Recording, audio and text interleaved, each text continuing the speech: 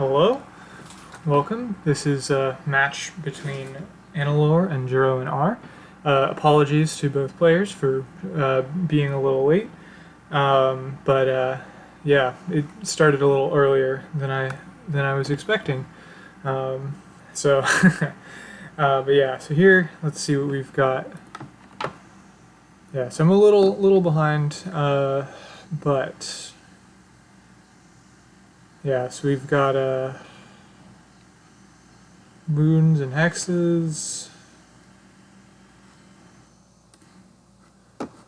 Okay.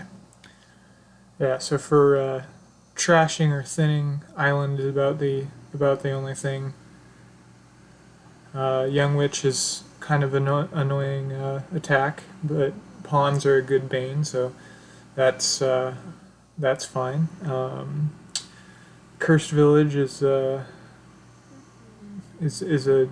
draw card as well as a village. Mining Village is another village, and Herald can also act as a village. And then let's see, we've got Sacred Grove for buy. Poacher is a cantrip plus coin. And then there's Soothsayer, so lots of curses can be just flying around. Yeah, so here, um,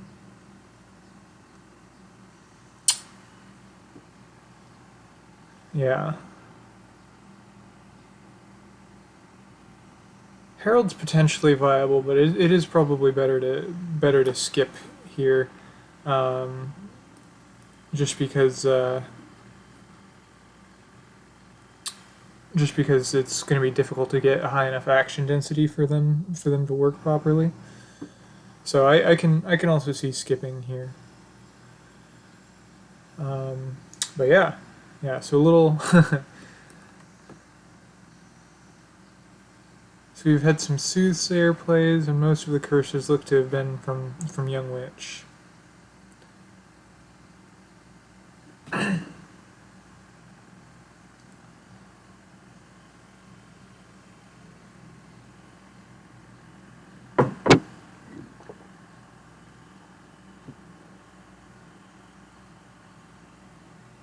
But yeah, Heralds aren't really great in more money-ish decks, and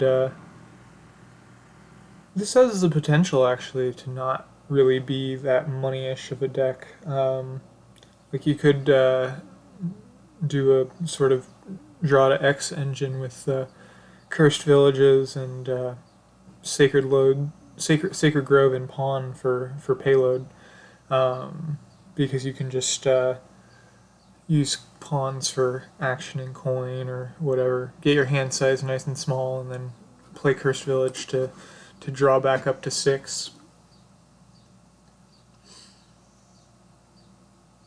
It would take a little to set up, and maybe that's also just not the best anyway, just because of difficulty thinning. So lots of treasures still going to be getting in the way, and treasures and curses.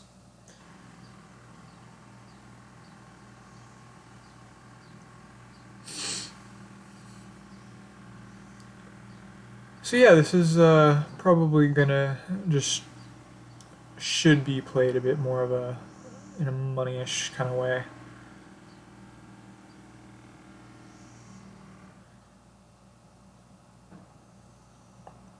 But yeah, here Island is better than normal just because it is the only thinning. So even if it does only thin one card and you have to spend a whole action to use that, um, the curses and estates at least just really get in the way.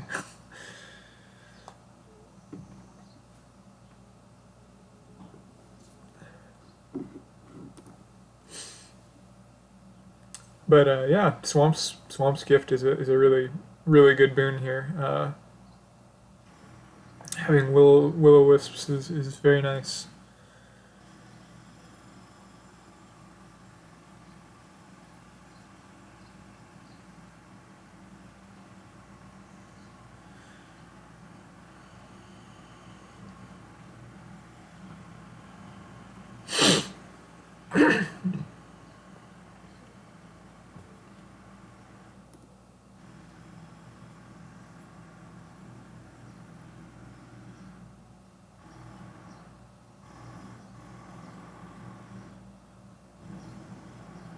Ooh,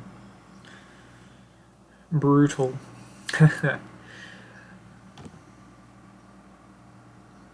Yeah, and that's the problem with Young Witch here. It's just, or not Young Witch, Herald. There's too much junk in these decks to make it likely to actually hit something.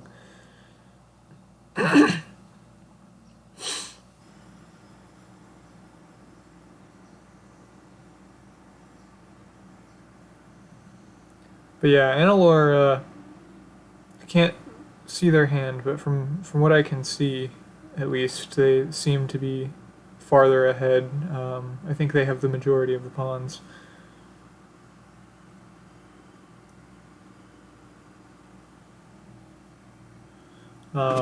Which is helpful because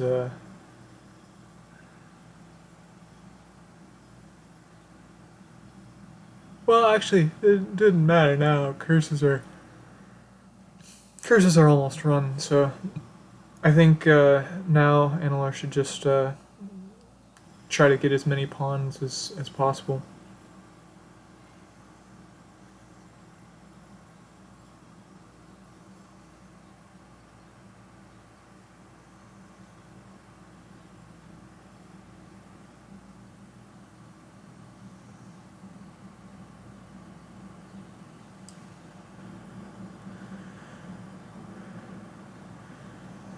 Yeah, so I didn't see the beginning to see what quite went on, but something must have happened.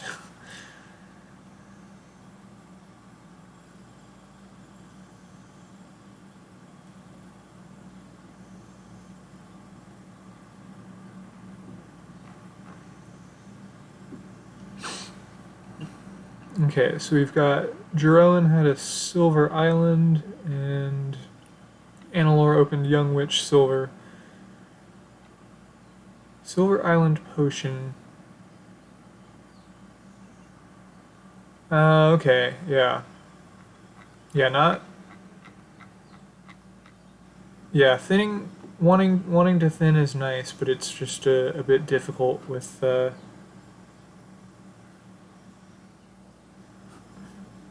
if your opponent opens Young Witch.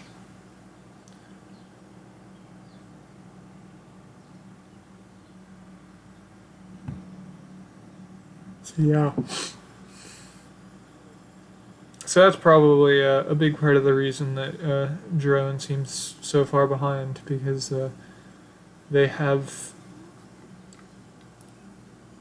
I would assume, most of the curses. Let me check that.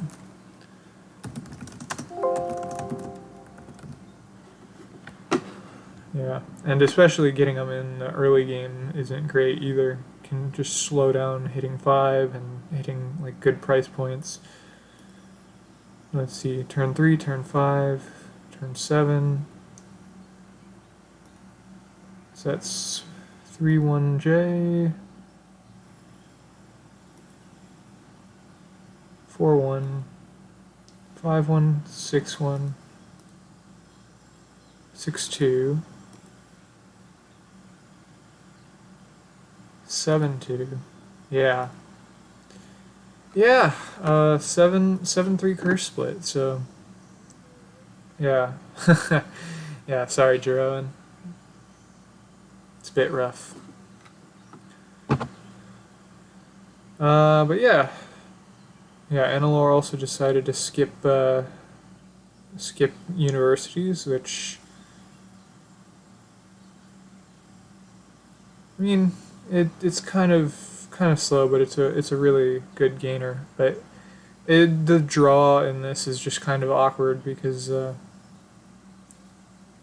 it's difficult to reduce your hand size to play cursed villages, and treasures are going to be getting in the way. Heralds also don't really work just because there's too many treasures and states curses to get in the way. So draw's just a little awkward here. So yeah, I think skipping university is justifiable.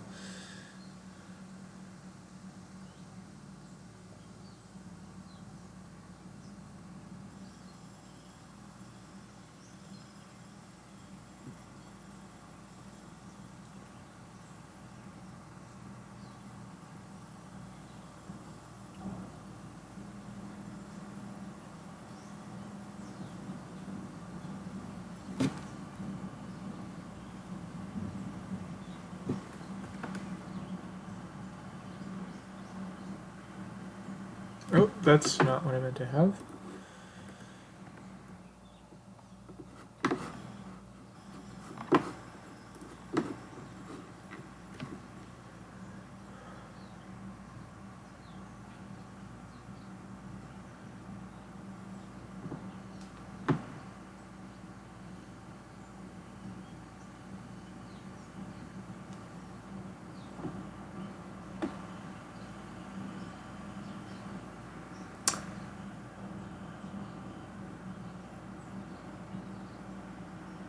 Yeah, I think, I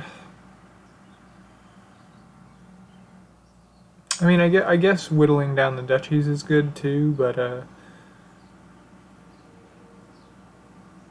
yeah, pawns, there's a lot of them. But yeah, now I guess, if you can keep hitting $5, that's better than continually hitting $2, so. Yeah, but this is just kind of a nasty, sloggy type deck.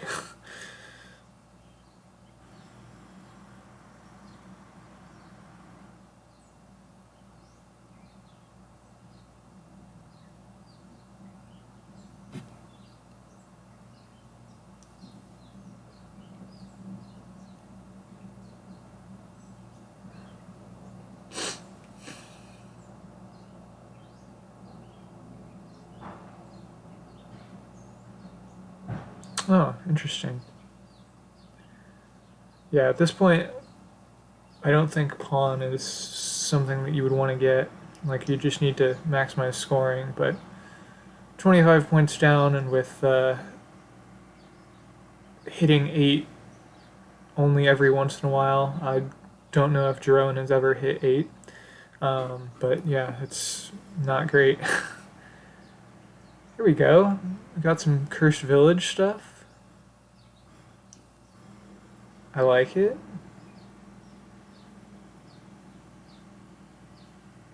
Okay. Why are we gaining a copper? I do not understand.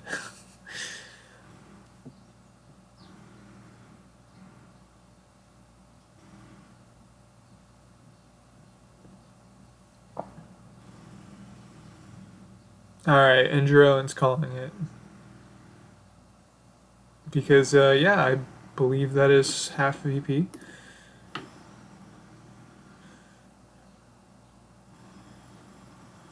Alright. 24 and a half turns.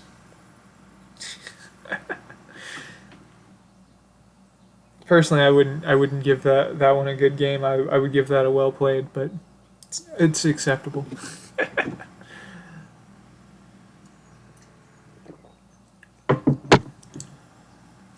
Yeah, university is good, but just it's slow and just so much junk. All the junk was there. Okay, so what have we got here? Very good trashing in this one. We've got Exorcist for trash for benefit. Get your turn your estates into will-o-wisps and silvers into imps. Remake can turn is also good for like trashing coppers and turning estates to silvers. So you could potentially, like, if you wanted, you could turn. Well, no, it would be you wouldn't get it into your hand is the problem. But anyway, yeah. But yeah, this is militia, bureaucrat. You've got duchy, duke, advisors, draw, warehouses, some good sifting. There's actually honestly not really anything here that I would particularly want to get wishes for. Um, anyway, because the draw is a bit awkward, just because you need to kind of like pair advisor and secret caves to be able to draw your deck. Just because, and magic lamp is probably going to get tossed a decent amount anyway.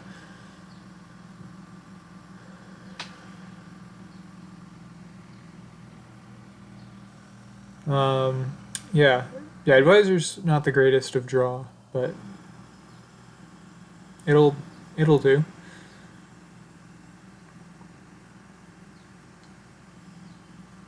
There's herbalist for buy as well. So the big problem here is just village situation, because it is a well, imps can sort of stretch your villages a little further, but there are only 3 cards on the board that can let you do that. Because otherwise, like an imp can just play like one other terminal. But yeah, secret cave, warehouse, advisor, those would all be good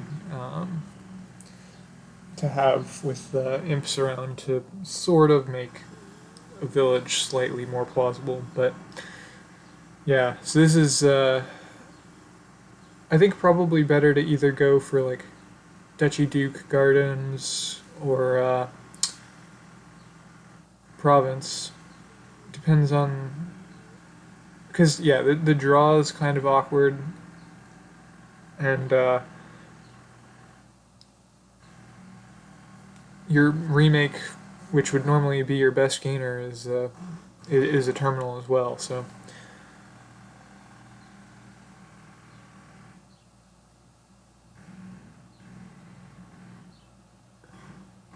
yeah.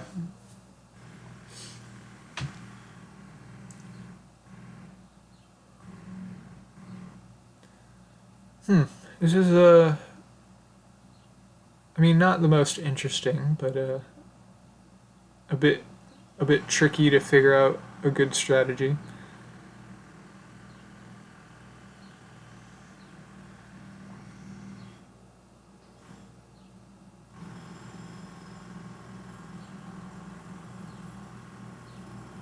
Do you want to try to build to provinces, or do you want to use the dukes and duchies and gardens? Because building a deck that can hit 4 or 5 consistently is easier than building a deck that can hit 8 consistently. And so then between the two, I guess probably yeah, I want to like kind of have some more duchies and dukes first, and then switch to gardens afterward when it becomes a bit more sloggy.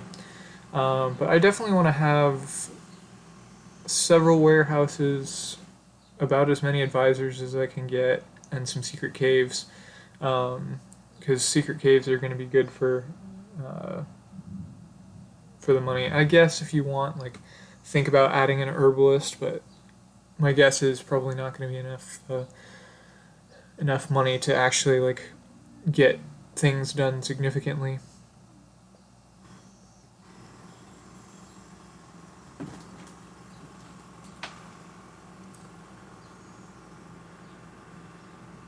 Yeah, so with terminal space as it is, I don't know if I agree with getting a bureaucrat as well, but bureaucrat gardens is is a thing, and it is rather annoying.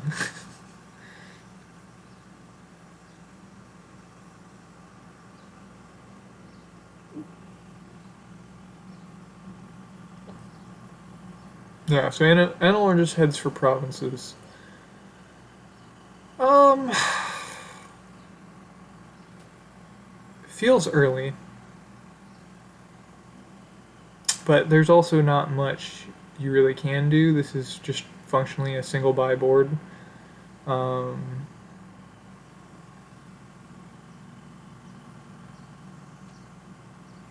there are more points from duchy and duke than there are in provinces, so I guess you want to be able to just consistently hit 5. So if Anilore can't hit 5 consistently, then that province was worse than building out to keep duchy duke a little more consistent.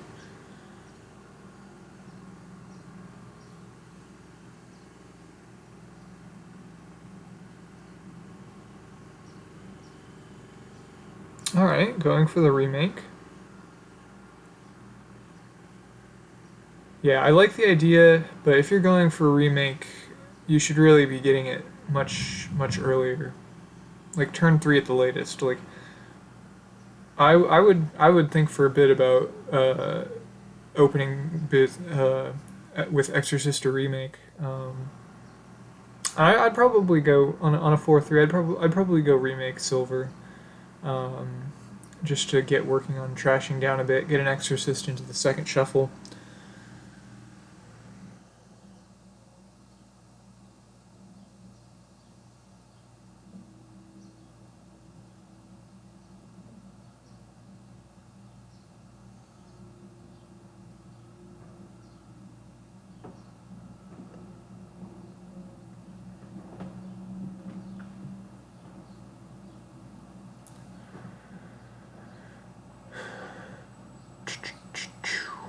Yeah. So with advisors, Jeroen should definitely deny the secret cave.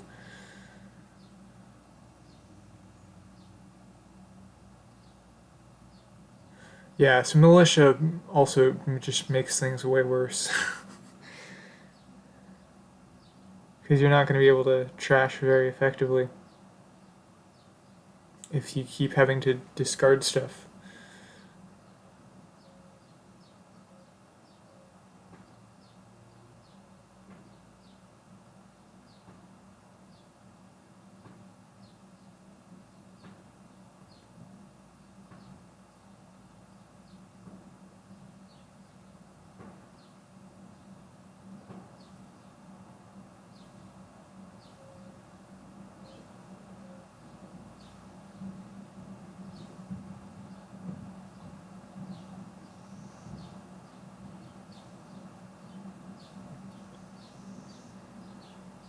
Oh, and Anilore has a remake as well. I didn't even realize.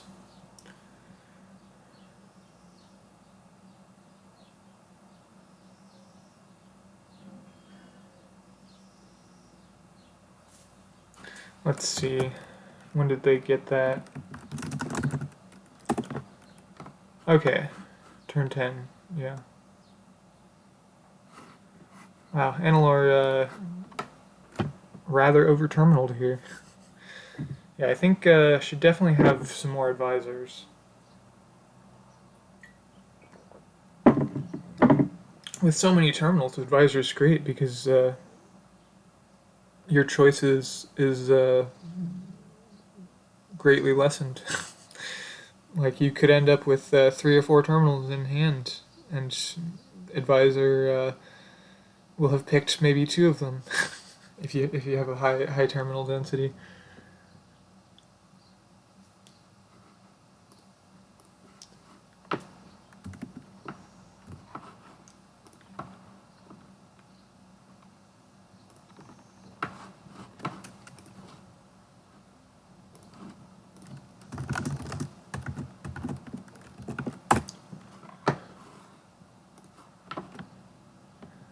All right, but yeah.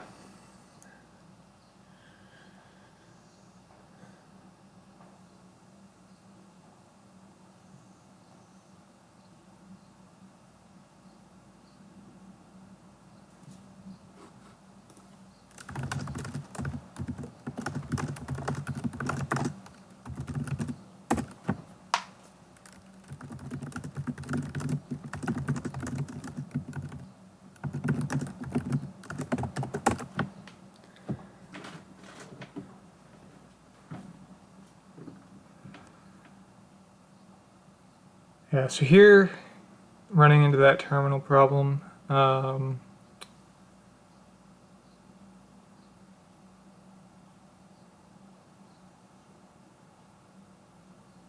Okay, yeah, chooses militia. I was trying to think what to.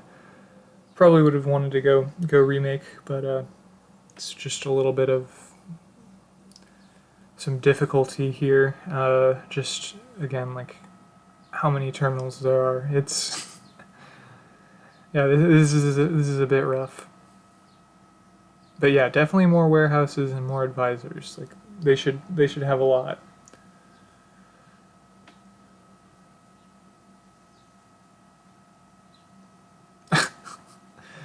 These militias are brutal.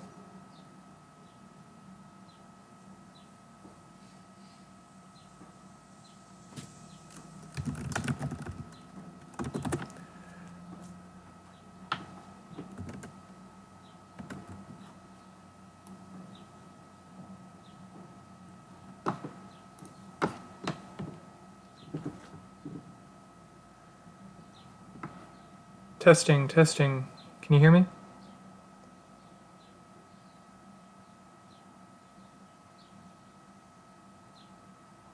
I can't hear you if you're there.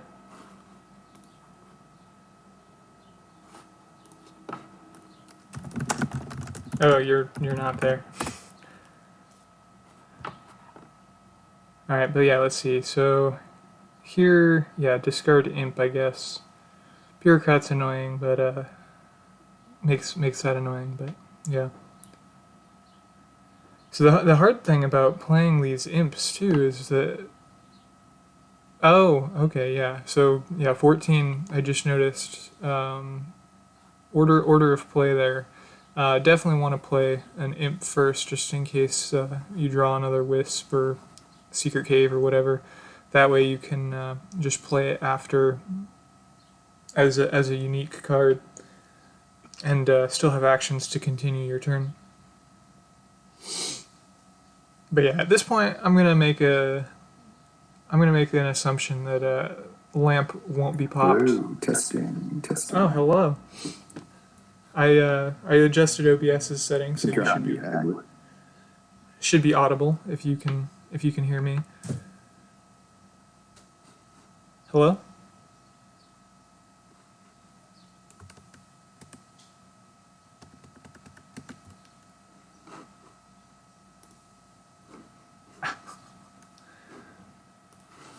Yes, I am on mute. Thanks for that.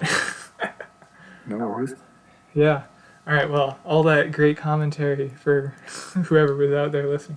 But yeah. Yeah. Nice. All right. So we got a match going on. What am I jumping into? This is game 2. Anilore won game 1. This is about as sloggy and gross a game as the previous one. Although this one probably I would say is worse because such tight terminal space. Doesn't look like it has to be awful though. I'm gonna look back to see Yeah. what I missed. I mean, it will be awful if you aren't using imps with lots of warehouses and advisors, though. Probably more warehouse or advisors than warehouses. Yeah, I'm not sure how much I love the imps this game, just because there's no village, so imps are kind of scary. Like you might be dead drawing into something, like if you already played a lot of different cards. Yeah. So like, I might just go for a lot of will-o-wisps. But yeah, I mean, it is kind of a tough board.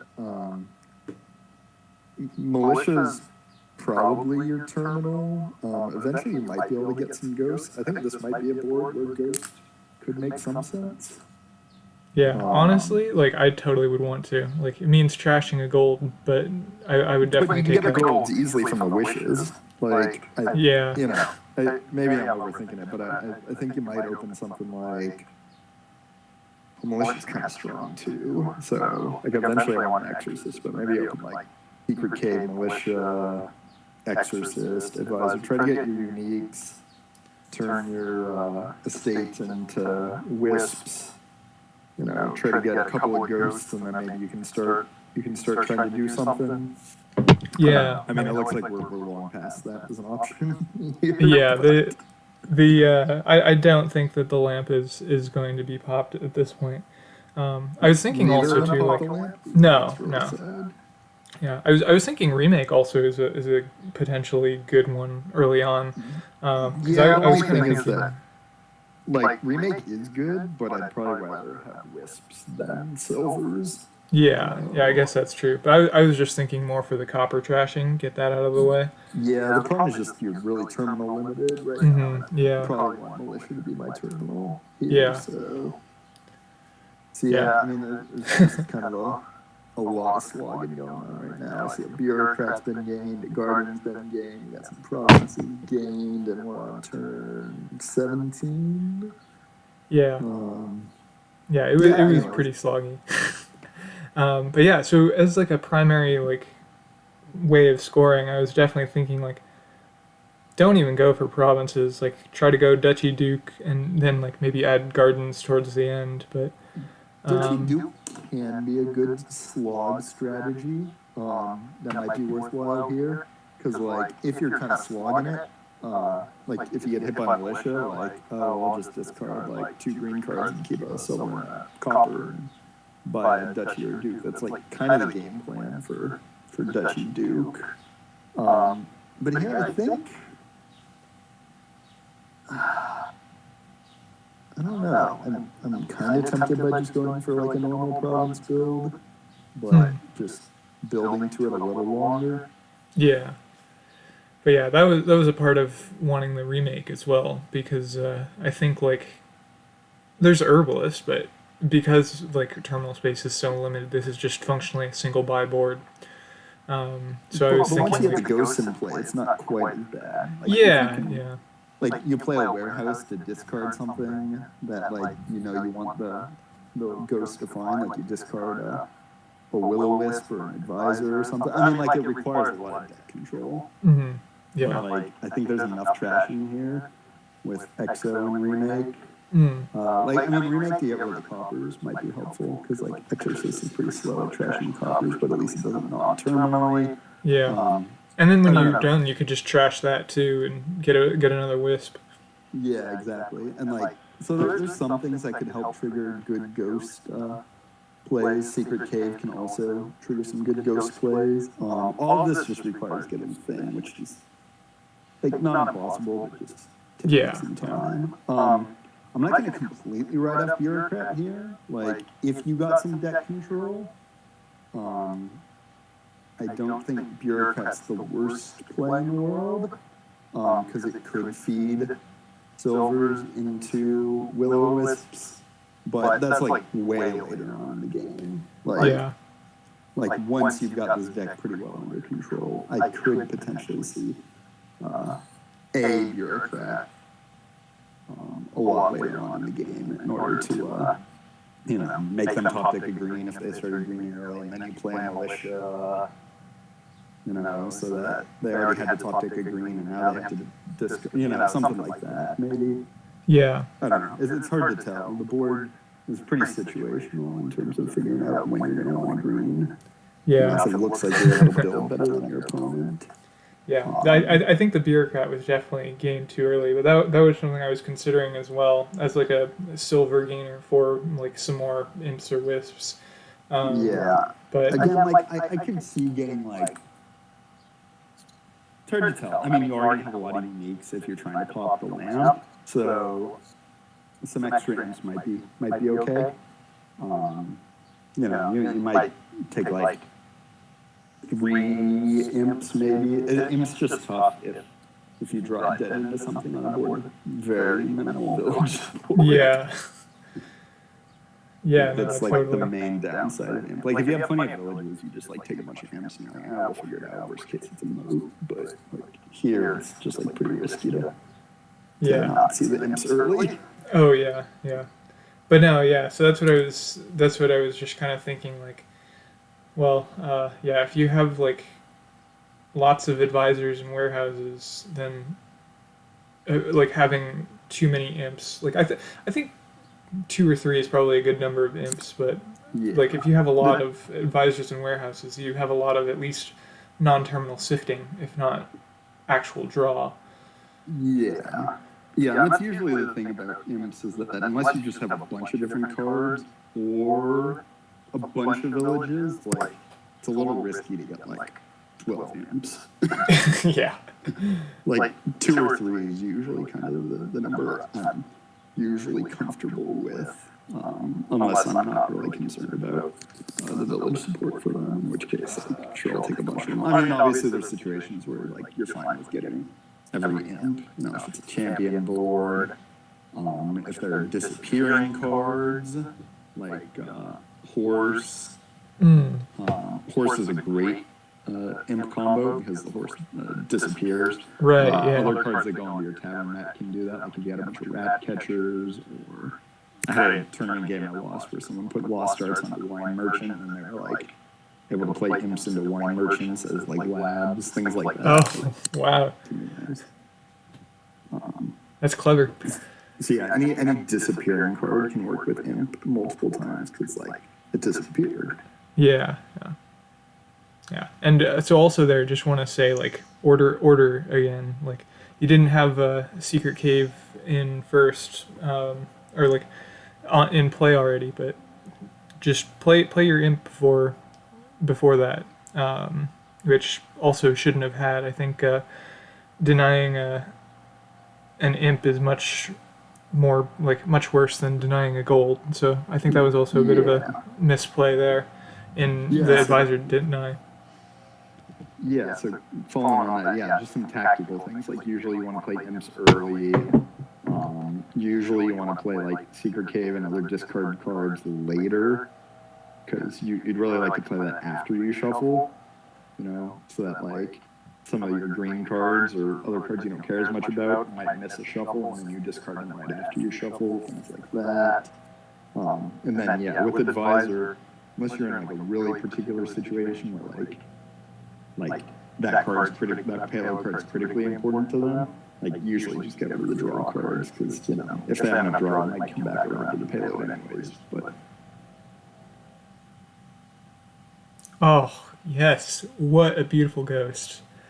That was awesome. Mm-hmm. Yeah, definitely. You on a board like this, you really want the ghost to hit a cantrip like card, so advisor, Secret Cave, Will-O-Wisp. And then look, the Will-O-Wisp you found in imp, so that was just a great ghost right there.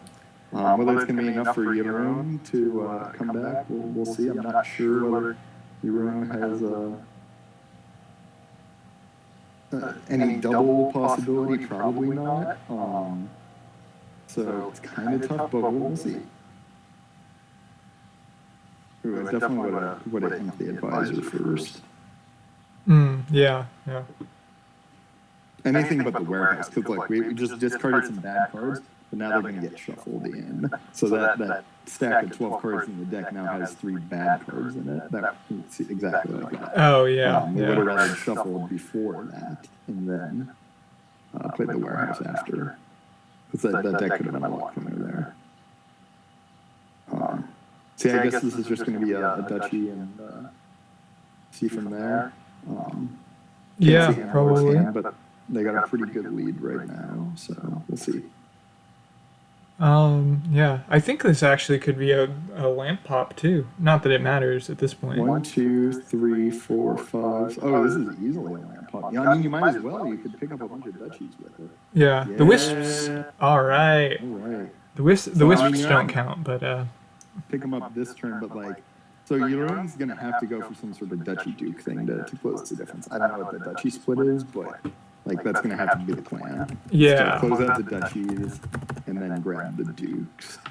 Usually when you're playing duchy duke, you want to just slam duchies as quickly as possible and then go to the dukes afterwards.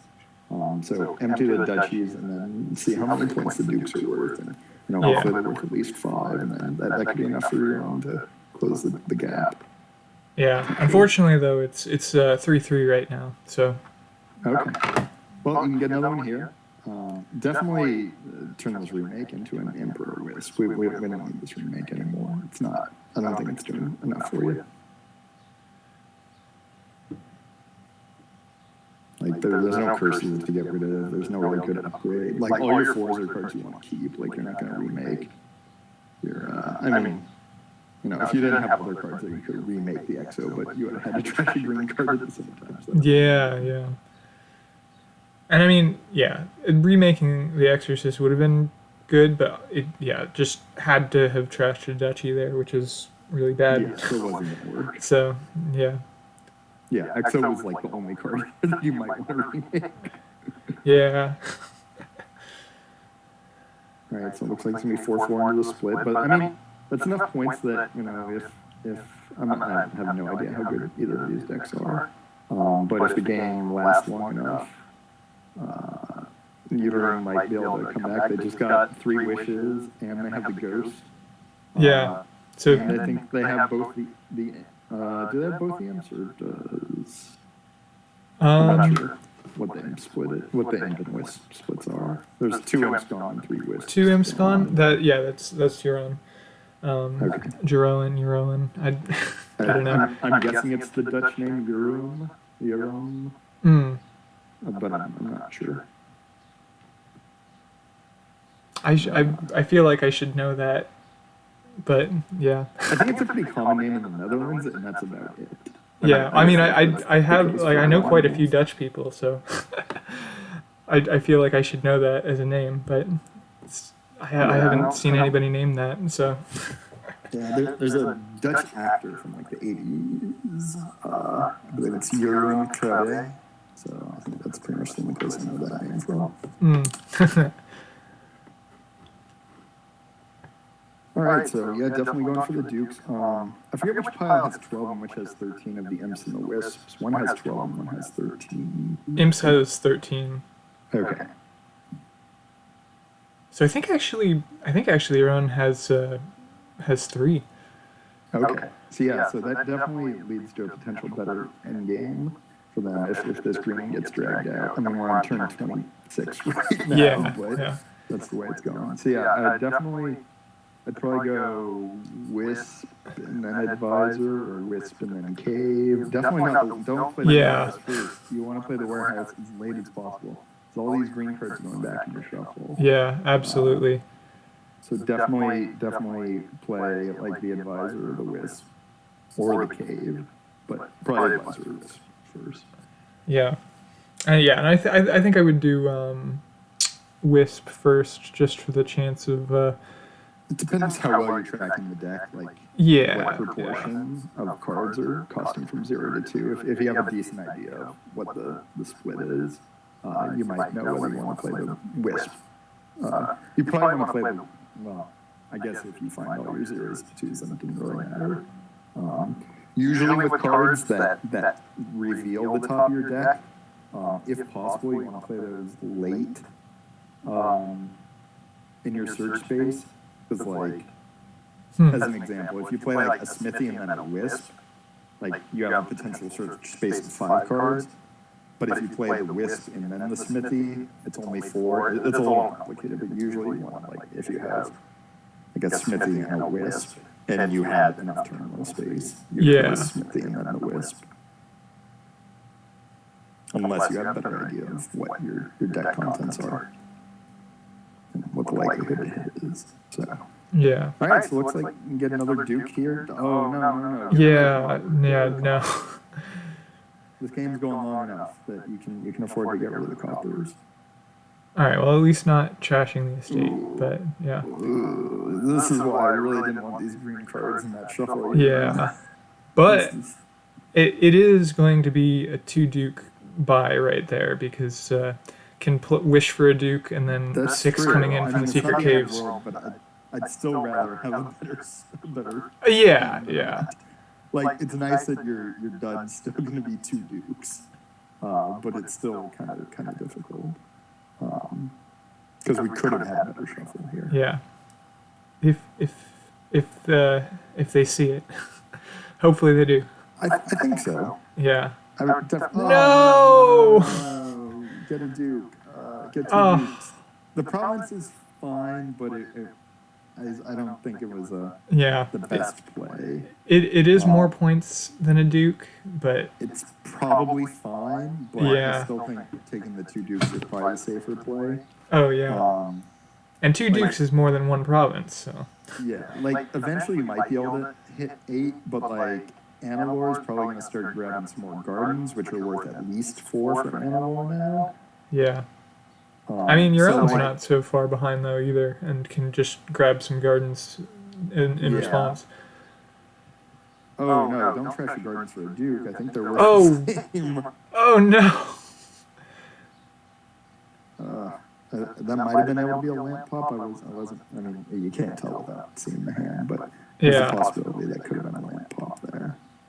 Well, either way, it looks like Jeroen has come from behind. I think not exactly the build I was going for, but getting a ghost in there was definitely something I was looking at. I think there was enough possibility to build here that getting a village in here was nice. But yeah, definitely a long game here. Yeah. No, yeah. So that's the thing. Like, I don't know. I kind of like the idea of an early remake, even before Militia, just to like get somewhat thinner and then like re-add payload as you get a ton of like uniques. Yeah, the open here on 3-4 is really tough to know. Well, I mean 3-4 is clearly better than 5-2 here. Sad 5-2s are very sad. Yeah.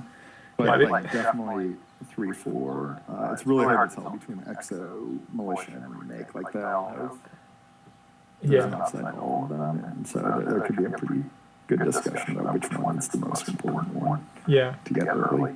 They got their remakes around like turn 9 or 10 though, so I think that if you're getting a remake that's on the late, like a bit too late for it. Yeah, usually if you want it early, but I'd probably go Militia or Exorcist just because I'd rather turn my estates into wisps than silver here, and then so it's just a question of do I want trash first or attack first? Yeah. There's no argument for either. I think they're both good. Yes. Again, don't throw these green cards into the shuffle. I think this is at least the third time a bunch of green cards get shuffled into the deck. It's just it's a small tactical thing, but it can make a huge difference in the shuffles. I mean, either way, this is, if not a win this turn, probably a win next turn. Well, no, I guess not. The ghost can't even play this turn, so. I mean, you can discard Secret Cave twice. It's probably safe, but I'd like to get a Gardens, but I'd probably just grab a Gardens here to be safe. Yeah, I think that's a situation where Anilore is able to Province and Gardens next turn. Like, I think that's unlikely, but there's a world in which that could happen. Yeah.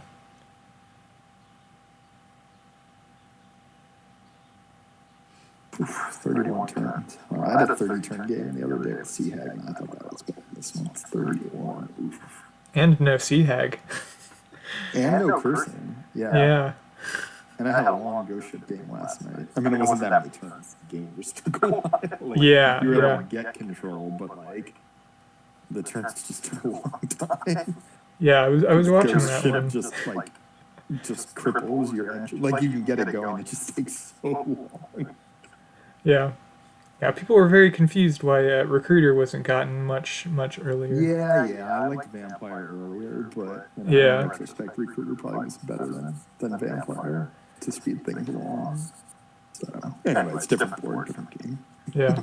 Focus on this one. Yeah. This is almost a win. Well, let's see if Jeroen can close it out. Not yet. Here I would deny the gold, I think. Gold now. Like, this is one of the few cases where I'd say, like, deny the payload, because, like, if you let them have the gold, they pretty much win. So this is one of the few cases where I'd say, let them have the Secret Cave as the draw card. Yeah. Because Miss here, Anilore is alive. Might as well get a copper. Would still be losing. Right, yes. For Anilore, as Anilore's player 1, and so a tie's player 1 is losing. But, there's a world where I could, I guess you go to state. Yeah, you gotta go for a state. Gardens aren't 6 points. I mean, Jeroen has the win in hand, but All right. Just click province or gardens. You don't have to play the cards. Yeah, please end it. Yeah. All right. There you go. All Yeah, right. it's just a small thing, but you see it more at higher levels than lower levels of players just ending the game immediately when they have to win. But sometimes Yeah. some players aren't necessarily as confident at knowing when they have to win, so they play it out as fully as they can. So just as long as you're not doing some unnecessary attack, Yeah. that's fine.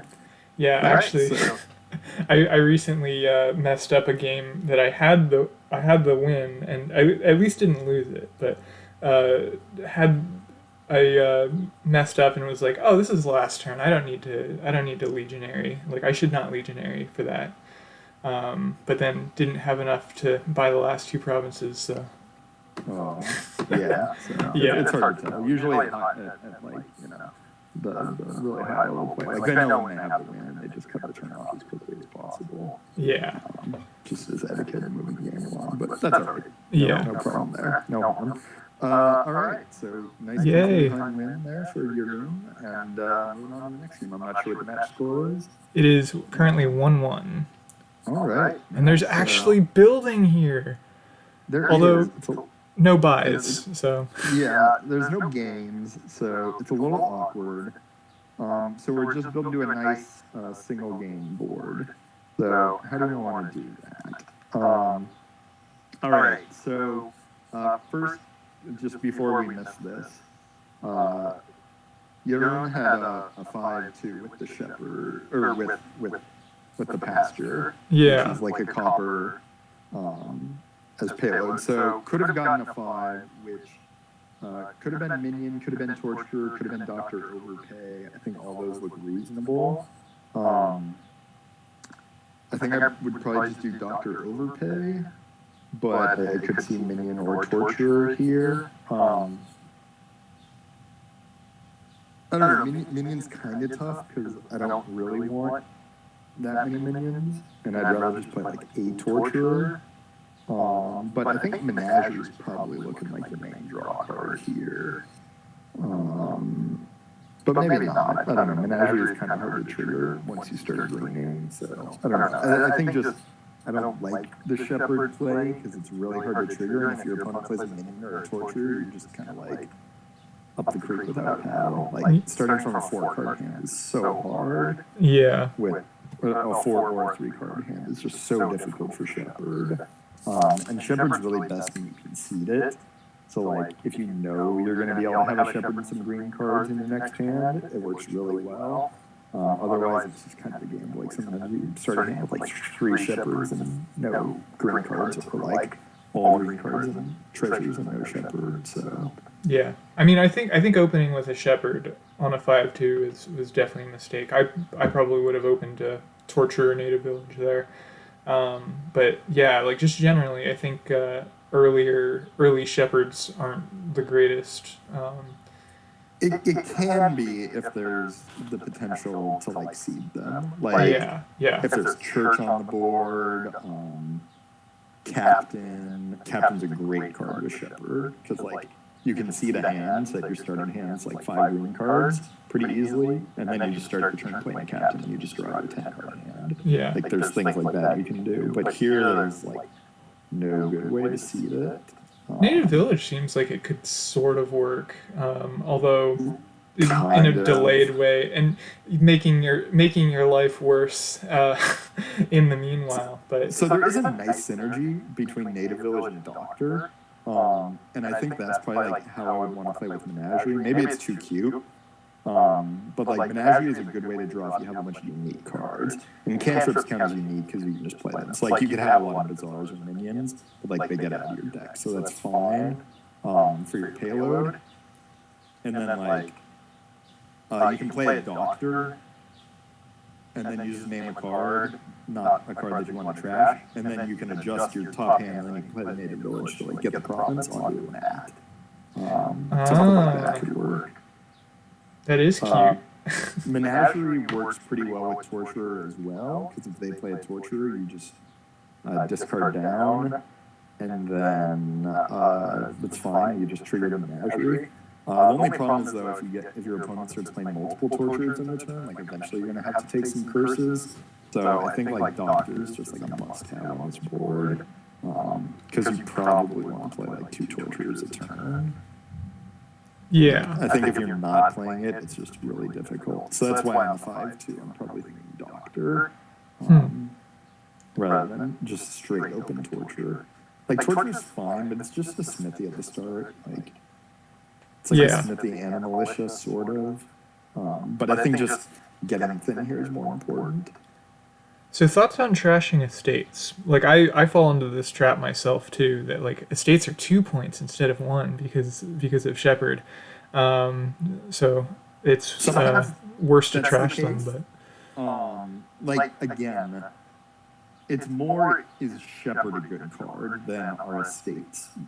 Like the extra points from them mattering. Like if the Shepherd's a good card, then yeah, definitely you want the estates around because you want the green cards around. Like I don't care so much for the points. It's like, do I want to play with Shepherd as my draw or not? And then the fact that they're worth bonus is nice. And then like if I had extra buys or gains, like sure, you know, situationally like buy or gain an estate, like if you have a bunch of extra buys from market or something. But here there's no way to gain them. So like it doesn't really matter, which also means that Shepherd's like going to be hard to activate. Yeah.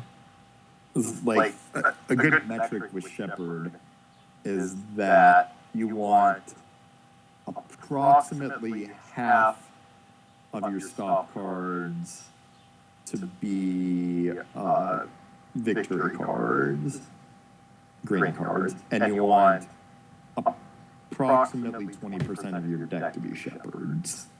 Not counting any cantrips. Like cantrips, you know, we're not counting this because they draw themselves. But that's like approximately the metrics you want to make sure that you can find a Shepherd in your starting hand and have enough green cards to draw your deck. And if you can't do both of those things, like at least 50% green cards in your deck, not counting cantrips or other non-terminal draw, and at least 20% Shepherds, it's like really hard to line up. Oh yeah, consistently. Those are the metrics I'm using for a non-seeded situation. Like if you have a way to seed it, like with a church or a captain, then like you can kind of throw that out. You need a lot less Shepherds to make that work because like you can just sort of guarantee it lines up. But like those are some metrics for if you're not getting discard attack and if there's no way to seed it. Like so I'm talking like 70% of your non-cantrip cards need to be Shepherds or green cards. Like for it to work in a non-seeded situation, which just kind of shows like how difficult that is to do. Yeah. And so if there's a good copper trasher, like you might be able to pull it off, because like, well, if I can get rid of all my coppers, then like I have my 4 starting green cards, so the 3 estates in the pasture, and then I have like 2 Shepherds, and now all of a sudden I've got like a 10-card deck that's got 2 Shepherds and 4 green cards. I'm like, okay, we're like pretty close to getting there. But otherwise, it's kind of difficult to do. And here, I think with the torture attack, or the minion attack, it just makes it too difficult. Yeah. And again, the only way to get rid of these curses is going to be with a doctor or a native village. So, and I don't really want a native village curses on my map, but like, I will if I have to. Yeah. I'd rather trash him with the doctor. And like, there's other ways to trigger doctor, which could be like farming village. Like farming village will sift through some of the cards you might want to trash. Right. Yeah. So I think there's a lot of things that kind of labeled cute, but things that I think would be working here. Like we're already at turn 14, and there's only been 2 provinces gained. I just think it could be going a lot faster than that. Like that's just a really sad Shepherd hand for you. Yeah. I haven't really been watching the game that closely. I've been more just talking about like where I think I would have wanted these decks to go, but we'll focus a little more on the specifics of the hands here, because the game moves pretty fast. I was kind of talking about what I want to do for a deck here. Yeah, I mean, it's like it's pretty good. Like I definitely would want a doctor as well, but yeah, these I agree that Shepherds are just it's very hard. Yeah, I no, probably I would have taken the curse there. Like, yeah, this is just gonna be so hard to draw to anything here. yeah, Like, I mean, Menagerie Shepherd Estate was okay to keep, but now, like, look, now we're yeah, nothing. and then that would have been 2 estates for the shepherd. So yeah, Yeah. but yeah, no, Um, I think your own just doesn't want to get curses if possible. well, you can gain curses if you have a doctor to deal with them later. Yeah, yeah, but then But that's right also now, another problem to set up too because neither of them have a doctor by this point. So I think like trying to find like curses, find a few curses yeah, it's in gonna your be deck hard is to going to be line just about up. as hard as shepherds meeting green cards.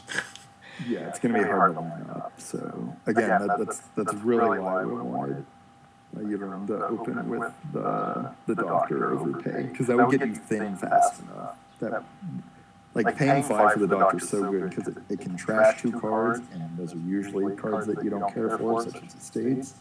They're often, I mean, they're always estates or coppers or copper equivalent. Yeah, But yeah, it just would have been really helpful there to get thin quicker, and then like you wouldn't have to worry about drawing through all this stuff. And now Anilore has 3 torturers. Like, that's just gonna start getting really painful. yeah. Say hello to no turns if you're not willing to take curses. Yeah, I mean, I don't really want to take curses, but like, if I'm gonna place 3 torturers, Yeah, like if I want to turn, I kind of gotta take some curses. So yeah, I think like a deck consisting of some menageries, a doctor, some native villages, some bazaars, and like a couple torturers, more like to just be annoying. Not that like I really want the torturers for draw, but more oh just to be yeah, yeah. annoying. Like, I don't even really need the torturer for the smithy effect. I just kind of want it for the attack effect. Yeah, If my opponent's not trashing. Like, yeah, if my opponent has a doctor as well, then maybe I just skip torturer. yeah, It's like, whatever. Like, it doesn't make that much of a difference, and just don't really need it. yeah. The minion too. That was not not really a good idea because most of the, like you're not really gonna find them. Oh, okay, interesting. I mean, that works Yeah, decently. But yeah, for the most part, I don't think the minion's really helping you that much here. Like, that's just a lot of cards being played. To just get $3. yeah, Like, silver really doesn't work well with menagerie if you have more than one of them. And 7 silvers have been gained, so that just makes it a lot harder for your menageries to draw. I mean, here we get a good menagerie draw for your own, so yeah. it is nice. But yeah, definitely play it before the farming village. Okay. Mm-hmm.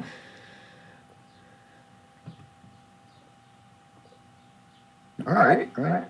Coming up with something. All right. Oh, looks like we're getting a province here for your room.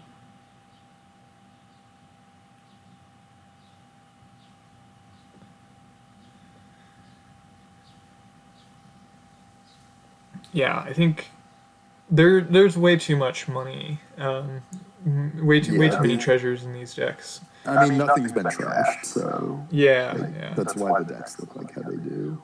Like, Shepherd's a good card for when you're adding a bunch of greens. You're like, oh, I can just add provinces to my deck, and like my deck gets better. Like, that sounds amazing, and it is, but like you have to get to that point first. yeah, Of, like, I have a lot of shepherds and I can line them up with green cards, and usually that involves trashing almost all of your coppers. yeah. And I mean, honestly, like if that had been done, that like you had like 1 copper, 2 silvers, a gold, you could probably get be provincing pretty reliably just because like your shepherds will be Yeah. doing work. If there were no discard attack on the board, Right. Yeah. then that could be reasonable. Yeah. And Yeah. the I guess the problem with the discard attack really puts a doctor damper on is that. that like you probably want to trash estates with the doctor. Yeah.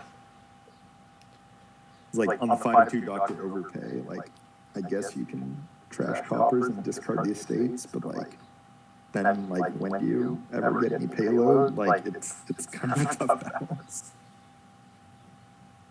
like, I don't know, I had another game not too long ago where, like, I went for the Shepherd. I don't know. I feel like I've gotten burned by Shepherd a few times in tournament games recently, where, like, I spent all this work to, like, build up the deck with the Shepherds and the green cards, and I get it working, and then I have, like, $6 at the end of it. And Yeah. that was a lot for nothing. Like, I got to hold on to my green cards, that's fun, but, like, my deck's not doing anything. Yeah.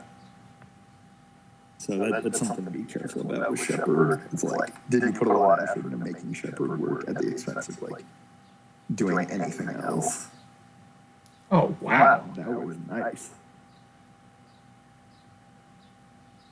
All right, so it's like Jeroen could get another province. Unfortunately, being down 18 makes that not great. Yeah. Yeah, I mean, no, there's not really an option, but, like, 3 tortures is greater than 1 is pretty much, like, the story of this game. yeah. Like, just a torture stack is just killer, especially if you don't have a way. Well, I guess they can't, because there is a way to trash the curses, but if you don't possess a way in your deck to trash the curses, torture stacks are just completely killing, like, right here. Yeah. Like, okay, you got to hold on to the minion, but, like, now what you discard, and you draw 4 cards, and you pray that they're not just, like, 2 coppers and 2 estates. Not exactly what I said, but a silver and 2 estates is pretty close to what I was anticipating. Ooh, yeah. Yeah, no, and so that I guess that's a good point too. That like you were saying, you didn't really want torture for the smithy, like, and just for the attack.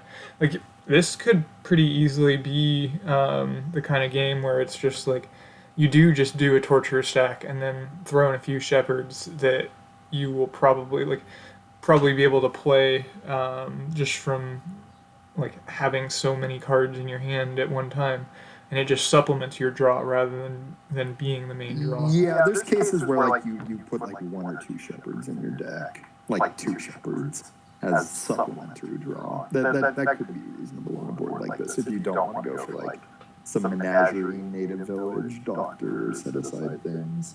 Yeah. Yeah, definitely would have wanted a doctor on that board. Yeah, so right now that is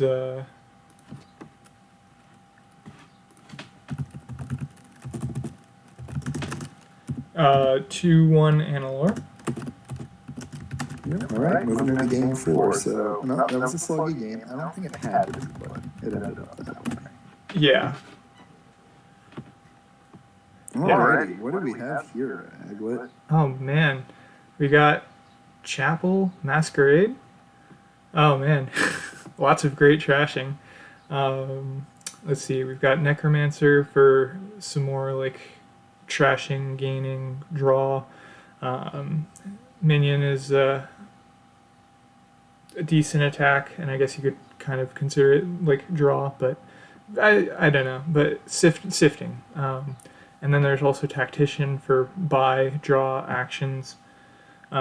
Because otherwise, which is good, because otherwise, like, you would need to throw in a baker, poacher, or a mill for some actions. I mean, universities. Oh yeah. Actions too. But yeah, throne and university. Tactician is not really an action. Yeah. Because, like, if you're playing a double tack deck, you need to use one of those actions on Tactician. Right. So yeah, we got pretty much everything we need for an engine, except plus buy is a little awkward to come by. Yeah. But there is plus buy within Tactician, so I definitely think like going for university is good here. Like, I was harping on university before in some other games. When I disagree with you, that long games are always funner. I would be the opposite of that. Yeah. And a side note, I've been, like, kind of ragging on university a lot recently when, like, drawing deck control are difficult, but with Chapel and a Tactician, like, you're fine. So I would probably be opening, like, Chapel Potion, hope they don't collide, and then, like, just try to get a university and thin down, just keep buying universities whenever you get the potion until you're at like probably like 3 universities. And just add some payload as minions or bakers and throne rooms and get double tactician and then just build up to a quick double province game. You can also gain mills with universities, so that's some supplemental points. Yeah, and some more economy too, because you can do some. And actually, like mills might be nice in double tactician, especially if you have overdraw. Yeah, and like mill works nice with minion too. Like I don't think you really need minions that much, other than the fact that minion probably is like the best payload card here, just because it's giving you $2. Yeah. But you know, throne is also kind of a payload card here too. Yeah. I'd take maybe 1 or 2 minions, but I probably want more of my money to come from Baker, Poacher, and Mill. Yeah, Poacher's a little risky, like if a pile empties, but it's fine. Yeah, yeah. All right, so let's look at what the players have been doing. So I was advocating Chapel to get a potion, get universities, get minions, bakers, tacticians, throne rooms, mills, all that good stuff. Eventually you could add a necromancer to get rid of the chapel, things like that. So Anilore opened Silver Mill, which is like great at hitting 5s, but I don't want to hit 5, I just want to use the university to gain 5s. And Jeroen opened Chapel Baker. Yeah. I mean, getting a chapel's nice. I guess I sort of see, like, having a cantrip with chapel is nice because of the fact that, like, you can play the cantrip and so it can't collide with your chapel. So that's kind of nice, but, like, I think the potion's just worth it. Yeah. Instead. Yeah. And at least it was a 2/5, so it wasn't like... Baker's on the board, so it wasn't a 2/5. They no, both had 3. no, your own had a 2/5 because they didn't use their... Oh, well, I guess maybe they did. Oh, did they use their coffer? Yeah. Oh, okay, never mind then. Yeah. Even on a real 2/5, I think you kind of need to get the university as quickly as possible. Like, you're really game limited until you get the university, because then that gets you the tactician, because then that gets you the extra buy, and like it all kind of flows from that. Yeah. And like just getting a coffer from Baker is kind of chump change, like with everything else that's going on. Because university can also gain and play, like it's even faster. Like you gain a card, and, like you pretty much guaranteed to get to play them that turn once you're pretty thin. Yeah. So Anilore's got a tactician. I'm not quite sure if they're planning on going double tack or if it's just going to be single tactician. Because they have a goal too. Yeah. Treasures don't work well with tactician. At all. Yeah. So like, I mean, that was a good single tack turn. I'm not gonna lie. But not every turn will be like that. So every other turn at best. Yeah. I think it was like, I'm not gonna say too early to be greening. If you're going that strategy, but I think the strategy of getting universities and double tactician, and then just do whatever you want. Because like you can easily be getting like 15 points a turn once you're booming with universities. It's like I probably want to be aiming for like 3 universities. Any more than that's kind of overkill. But maybe you just keep adding more. Like if you have the draw, I would be okay. Having more universities. I'm just a little concerned about the draw. Yeah. There's more than 3 universities. I don't know if your own is going for a double tactician. I guess if you gain enough minions, maybe I retract what I said. Yeah, it'd be a little hard to set up. I think you can kind of have all 10 universities. Not that like you would have time for that, but yeah. No, and I'm trying to figure out. I feel like double tactician would probably be best, but I think single tactician is going to be faster than what your own's doing, unless. Yeah, I think so. Like I'm pretty darn convinced that Double Tactician University is the right play here. Yeah. I'm just like talking in the abstract about how much I would build. And I Yeah. think Yeah. like 3 universities is fine. But yeah, having university really helps double tactician there, just because a lot of the payload is on the more expensive side, and otherwise it's single buy. So I think Yeah. yeah, I think this is. But I guess your own's just going for single province minion stack, which is Yeah, fine, I which I think guess. is just under building what you could do. Yeah. Oh yeah, and that's say with your chess trees is a good point that you want to set up a few universities first. Before like starting your tactician, just so that you can Yeah, actually keep absolutely. gaining them. But yeah, I Absolutely. think I mean maybe they could pivot and surprise us, but it looks like it's just going to be more uh, standard minion stack. Yeah. Yeah, and I think that the real speed limit on this board is the plus only +5 being tactician. No good way to gain duchies. Like you can with the zombie mason necromancer, but it's like pretty awkward to do. And then eventually your draw is a little awkward, which is probably why I end up going minions at some point. Because eventually like draw is gonna be kind of awkward to do. Yeah, Because there's just no good way to do the draw. Besides the bigger starting hand, the tactician. But then once you play a bunch of these stock cards, you don't really have a way to draw back up again. So that's why I think you probably do want some minions in that deck. And yeah, a minion being the main payload. Because then, like, I don't like 10 universities. I keep saying 10 as an exaggeration, but like a lot of universities are okay if you have a minion because like they're not bad stop cards in a draw deck stack.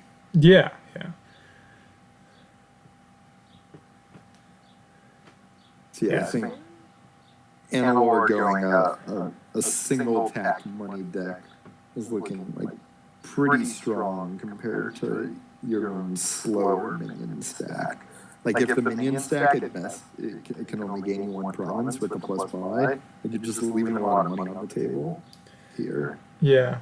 And it would have been just faster if your own had more universities and had been chapping more aggressively. Yeah. And they're building up a nice supply of coffers, but I mean, it doesn't mean much if you only have one buy. Yeah, all it is a little bit of insurance, Yeah. like forces your opponent to like know that you can't have a full dud. Like worst case, you can still like just buy a province if you have 8 Yeah. coffers stoked up. Honestly, like, I mean, this is kind of dumb, but like, I was thinking, like, triple tactician, like, is sort of like what he's kind of trying to go for. Like, not that here it's possible to set up, but if you had a card that like could bring you back to your action phase and like draw, I just like literally thinking cavalry. I think that's the only one. Um, but uh, but yeah, like I think like your own's just trying to build a bit too big. Like I don't think that they're gonna miss province at all. But at this point, I think it's just it's too late. Yeah, it was just too late. Like turn 15 is just too slow for a chapel board. Yeah. Like chapel is just a really fast trasher. It can get you going really fast. I mean, yeah. Now I guess it's good that they have such a large stack of coffers. Yeah. So now.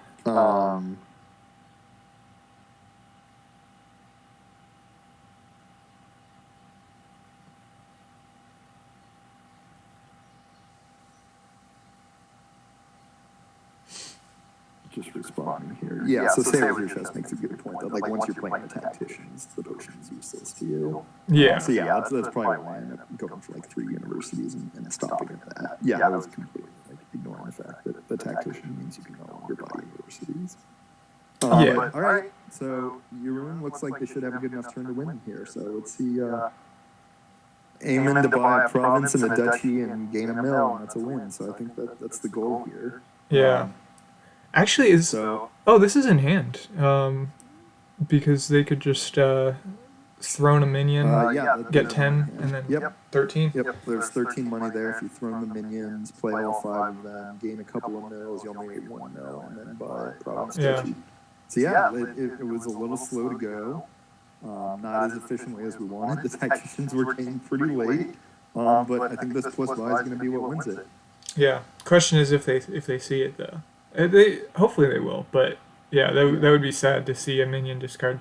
Not the worst. I think that they have enough minions. Yeah, I think their deck's good enough that like if they, I hope they also see that the unis can gain mills as well. So Yeah. definitely thinking about it a lot here. So like you could like Oh. yep.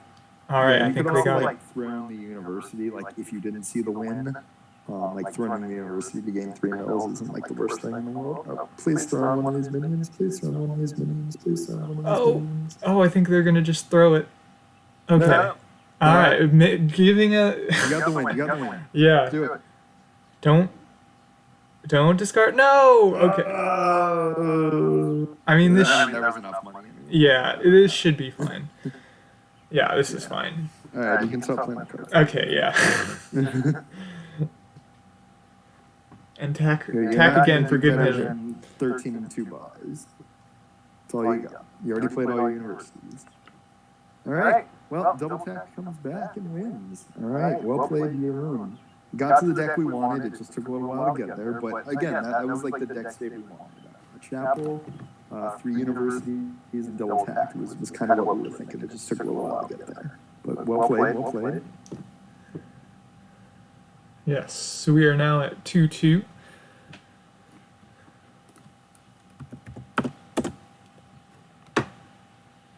Yeah, I'm just looking here at the expansions used. Is this? I don't know what it is. Silver subscription. A little bit limited on what we have here. On the expansions being used, like base intrigue, seaside. They had Nocturne though, so because you came in with that secret cave game. So like Nocturne and Alchemy are kind of making things weird, but that's like not a very inspiring. Yeah. Like that's kind of explaining why some of these boards have been sloggy. Like the last board wasn't. I think the last board was a very fun engine board. I would have wanted a little more plus 5, but like there was enough plus 5 to make it work. Yeah. But like generally you see in games with like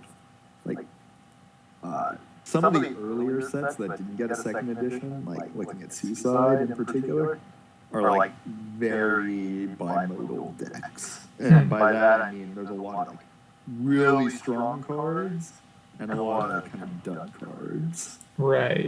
Yeah, that makes sense.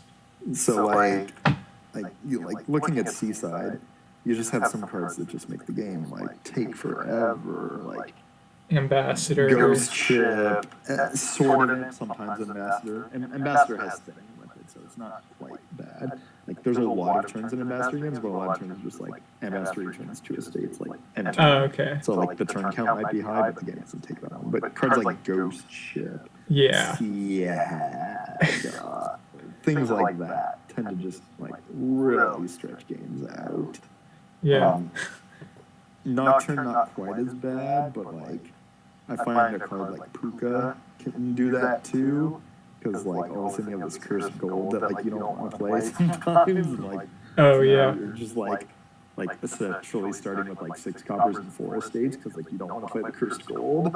Yeah. Yeah. Some things like that can be kind of slow.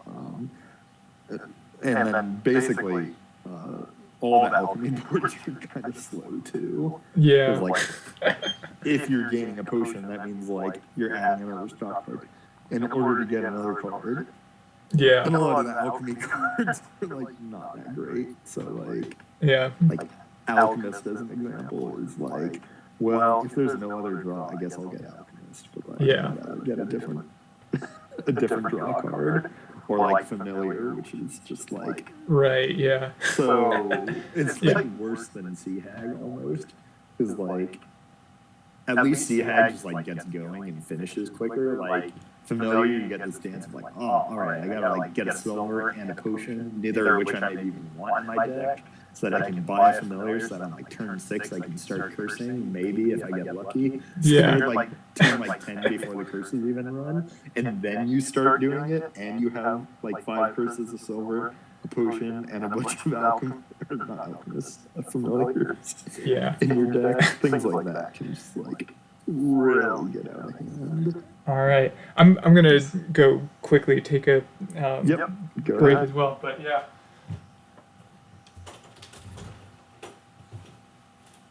All right. So looking at this next game, we've got some fun cards here. We got Secret Caves back, which means we got Magic Lamp to pop some wishes. We've got, looking at the board, Smithy, Puka, and Ghost Ship and Werewolf for draw, so we got a lot of draw. Hamlet's the only village, so that should get contested. With Hamlet being the only village and only buy, well, Baron's also buy. Hamlet's going to be pretty valuable here. So, with the Cursed Gold and the Vampire around to trash, like, I'd be okay spending the Cursed Gold to open the Vampire. I probably want like 2 Vampires, and then some Ghost Ships and some Smithies, and then build up from there. Payload-wise, Secret Caves could be payload, like A Baron could be payload, but there's not really great non-treasure payload, so eventually we'll probably get into some golds from All right. there. I'm back. Yep. Yeah. Man, who flipped the switch? Like, this is just all Nocturne now. Yeah, we were commenting about that. Like, some of the cards I just mentioned are back in play now. Yeah. So yeah, this looks like a fun board, though. I think the main thing to look out for here in this board is that Hamlet's the only village. Yeah. So those are going to be, like, hopefully contested pretty quickly.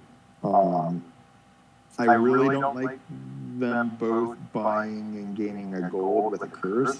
That just sounds like phenomenally bad. Like, Yeah. I don't mind playing the cursed gold and getting a curse because Vampire can trash them really well. But I definitely want to buy a Vampire on turn 1 or 2 and not gold. All right. Your own's got the Vampire, though. Yeah, so now That's you're bought the Vampire. I'm thinking like 2 Vampires is probably about right. Alternating them. There is draw here, but due to the village situation, like, draw is going to be kind of tough because the villagers are kind of awkward. I don't think I want Puka just because Vampire or Bat can trash the coppers, but maybe a Puka is okay. It's just competing with a lot of other good 5s. Like Ghost Ship's going to slow them down if they eventually get it, but I think like my eventual deck is like a Secret Cave, some Hamlets, some Smithies, a Ghost Ship, and like 2 Vampires, and just kind of running from there. Yeah. And like eventually you might need like a silver and 2 golds as your payload. But like you can wish for the golds if you need, like that's fine later. You could build the double prawns here. I think just eventually draw is going to be an issue. Like if you're contesting them with your opponent, Hamlet's your only village, but Hamlet's also kind of like Necropolis. Yeah. Like it draws you a card, but then you have to discard a card to get the village effect. So like it's net losing 1 card.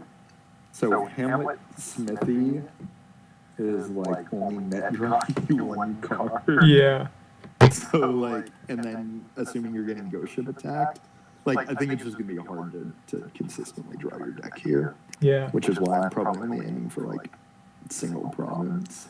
And actually, like, I'd actually kind of rather have Werewolf than Smithy because, like, in part of the like limited village situation, that like you can never draw Werewolves Dead, and here probably more useful like as a draw card. But then they also like hexes can hurt. When I'm saying Smithy, like werewolves. Oh, okay, yeah, yeah, Yeah, I should have clarified that. When I'm saying Smithy, like if you have $5, like werewolf is just like better in every regard.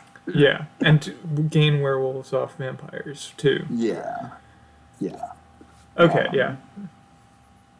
So yeah, it's just gonna be hard to draw your deck, especially if you're getting ghost ship attacked. Like I really want to ghost ship here to slow down my opponent. Here it's just like so difficult, and like you gotta get thin here, and like that's why I'm advocating for a deck that's like the only stop cards being like your vampire and your bats, and then like a silver and 2 golds. Like I think it's just gonna be hard to draw much more than that consistently. No, especially that makes once sense. you start greening. Like I want to build a little overdraw into this deck so that I can consistently like buy provinces without just stopping. Once I start adding some green.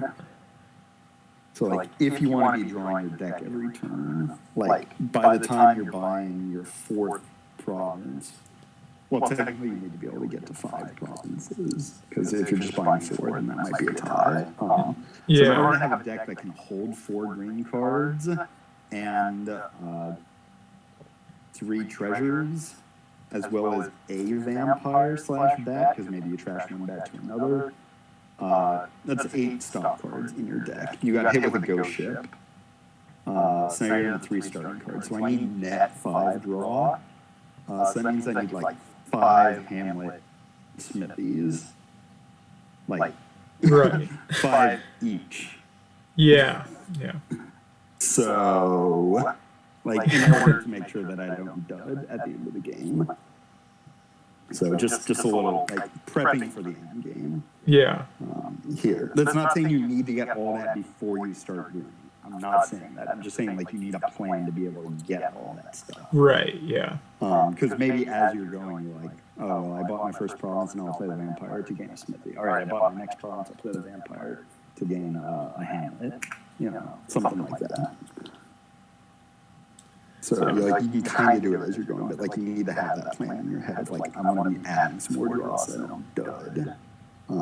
Again, Anilore seems to be playing a lot of money in both of these games. We're not both. All of these games. Can't see Anilore's hand, that's fine, but just based upon what's happening, it definitely seemed to be a money-friendly player. Yeah. Here, yeah, I wouldn't go money. I think. I mean, like eventually you go money. Yeah, like, that's probably the best payload. But yeah, like just like you should build some more. Like they are just taking Hamlets for nothing really. So like Anilore eventually got a vampire, but vampire is usually a card like you want to buy pretty early, like by turn 4 at the latest, like for your first one. You know, sometimes you want 2 or 4 vampires depending upon the situation. Yeah. Or sometimes you only want 1 vampire, but like if you're gaining a vampire, like you kind of need it by turn 4 to get the biggest bang for your buck out of it.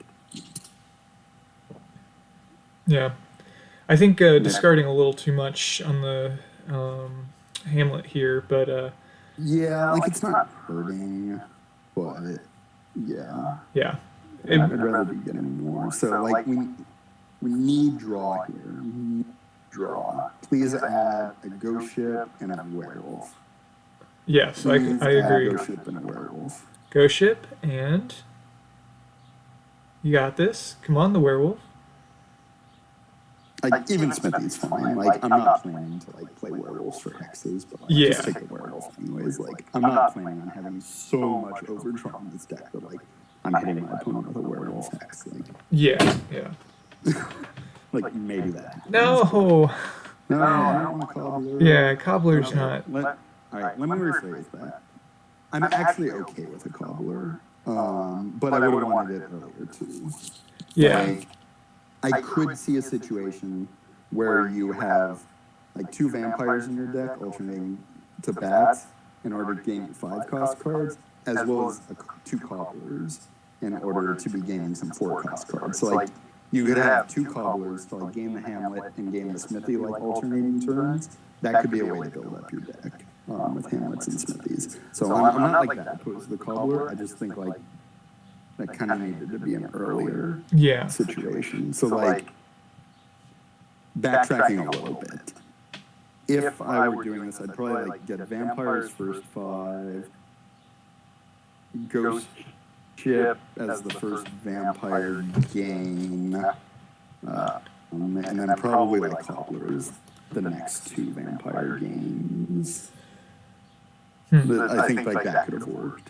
Yeah, I can see that. Take a little while to set up, but I think like, buy 2 Vampires in the first turns, you have $5 in your hand, and then sort of go Ghost Ship, Cobbler as your first gains. Because otherwise, like the Hamlets and the Smithies are a little annoying to add to the deck. Because like, I'm not really planning on having that much money here, so being able to add them with the Cobbler sounds kind of nice. Yeah, and it does sound nice. And Cobbler is a pretty good card. Like there are some decent like 4 or less cards. But it's like it just seems like it's very slow. Although, like against money, like maybe like Cobbler is a little too slow. Like I kind of want to just like jam more like werewolves and Hamlets into my deck. I just think that like it's hard to add the Hamlets without it. Like the Hamlets have been being bought, but I think it's kind of hard to add them otherwise. Like you're just missing out on other cards. So I don't know. Maybe you're able to buy the Hamlets like 2 at a time with plus buy. That's a possibility. I just think like money's really slow against the Ghost Ship. Like money just gets absolutely wrecked by Ghost Ship. Like I'm not gonna bet on who's gonna win this game. But I think building more is correct here. I'll just leave it at that. Like a money deck just gets completely wrecked by Ghost Ship. Like, what do you want to do? Do you want to like have your greens this hand or next hand? Like, it's just if you're hitting your opponent with a Ghost Ship every turn and they have green cards in their deck, and not that much draw, it's pretty tough. All right, so definitely discard there. Yep, drawn there. All right, so looking like Jeroen's coming up with a pretty good hand. Just discard the copper here. Yeah, for sure. Play the Ghost Ship to see the most search space.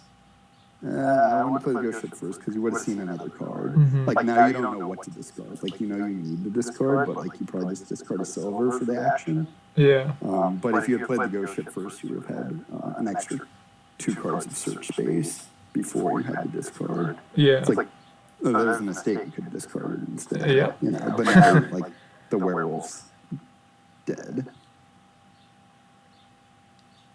Yeah, like there was no reason to play the werewolf because now like you have 2 Hamlets and a Puka. That would have been great for your next hand to have, but they're gone. Again, I think like Jeroen probably needs to build a little more. Like there's a little bit of a misconception. I'm not going to say misconception. Beginner tendency to like, oh no, I'm down 2 provinces. I have to start greening. Things like that. Like, that's not the case at all. Like, you need to be following the board and seeing what can I do, what can my opponent do, and no, like, I'm not going to brag, but I had a game the other day where I was down 42 to nothing. I had 0 provinces in my opponent's 7, and I was completely calm and fine with it. It didn't matter because I built so much that I was easily able to make up the points. On fairgrounds, the board had fairgrounds and fleet on it. So nice. Just take a bunch of points at the end and win. But like, if you're looking at what can the building of the engine do, like that's when you want to do it. And buying a green card when you're trying to keep your engine going and getting stronger is usually not the best. Yeah, so, and like. Greening too hard too early for your own, just like in response to that too. Like it is scary to be down a lot, but like even if you're in a province, like it's way too early to start getting duchies with Vampire. Yeah, like it's tough because there's no LVP here. It's like once your opponent gets up to like 43 points, you're kind of done. I mean, it's not exactly right, because you could be given curses, and like you could be trashing a state, so like the number's not there. But so like approximately 40 is like when the game's over. There's other stuff like miserable and curses and trashing states, but around 40 points. Here. But like your room needs to build to be able to hit a province every turn if they want a chance to come back. And I don't see that happening yet. Yeah, again, play the ghost ship first. If you have the terminal space, play the ghost ship first so that you can see more cards. It's like, I don't want to discard any of these cards. I mean, I guess it didn't make a difference, but... And the bat, too, is probably not going to see any action. You province, and now it's a province in your hand, so now you can't province this turn. Like, that province is, like, on... Other than weird boards like Church or Shepherd where adding green cards didn't hurt you,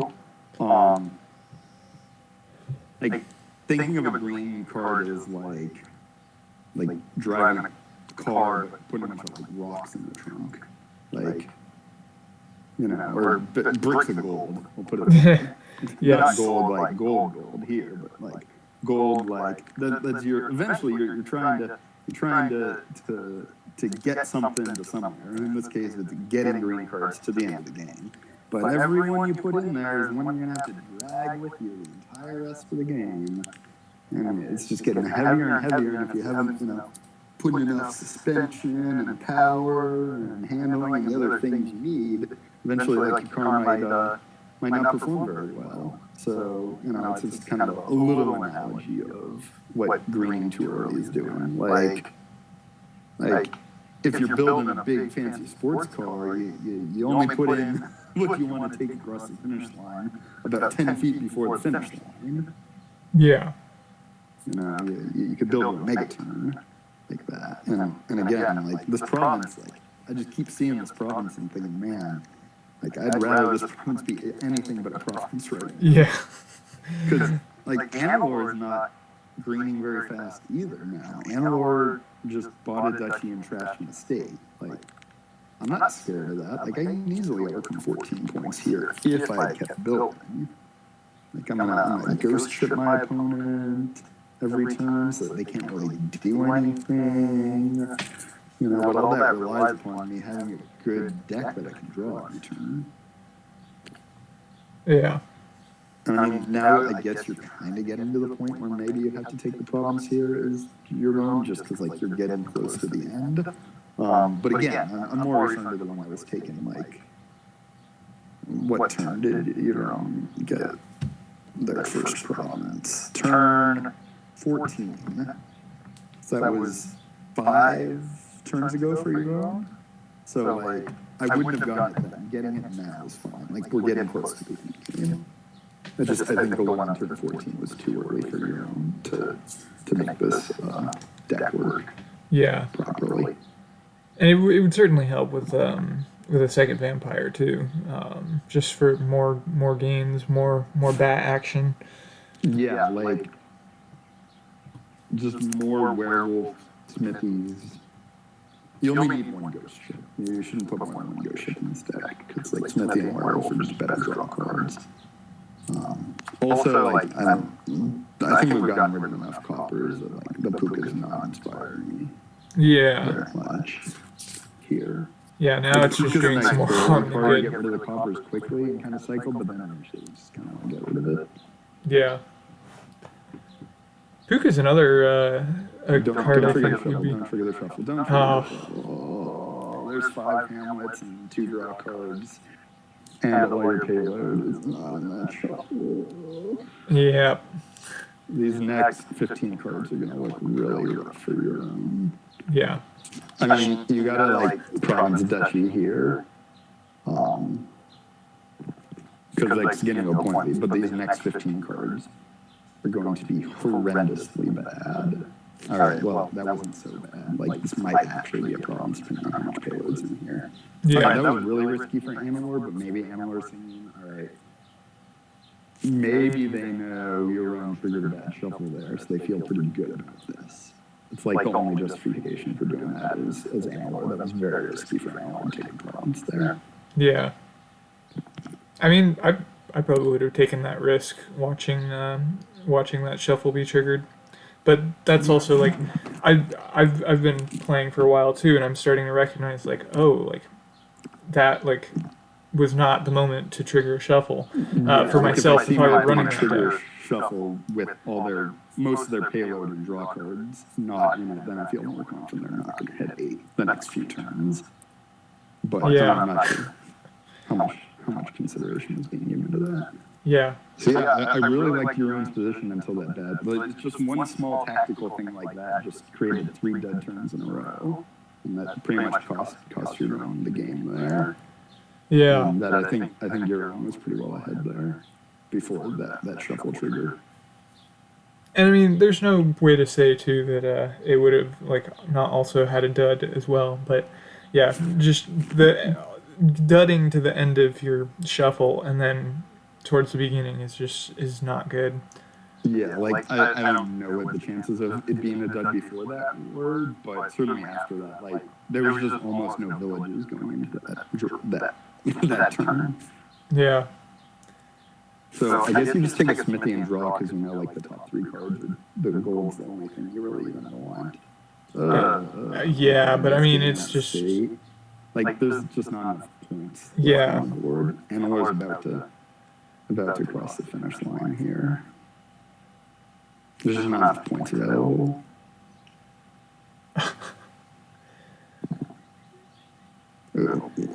Yeah, it's just tough. yeah, So yeah, it's small decisions like that, like just playing one Hamlet right at the end of your turn when you shouldn't have, is the kind of thing that can really cost a game. yeah. Shuffle management, very, very, very Yeah. important, Yep. as witnessed firsthand. Yeah, but yeah, no, and yeah. So the point I was getting back to about that, like before that, like Puka, yeah, like it. Both these decks were just kind of rough towards the end. Like the Puka, like without like easy trashing, like that's much more likely to hit some other treasure than a copper. And like ideally, like since that was just such a nocturne heavy board, Exorcist would have been there, and then Ghost for get like just turn your Puka into a ghost.